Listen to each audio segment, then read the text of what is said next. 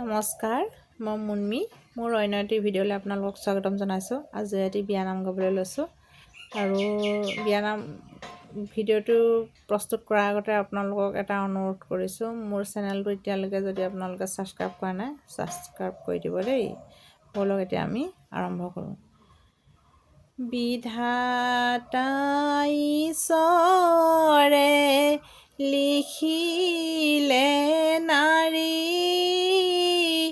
যাবগৈ লাগিব জন্ম ঘৰ এৰি। চৰায়ে জীয়াইছে গছৰে ডালত, আমিও জীয়াইছোঁ মা দেউতা ঘৰত।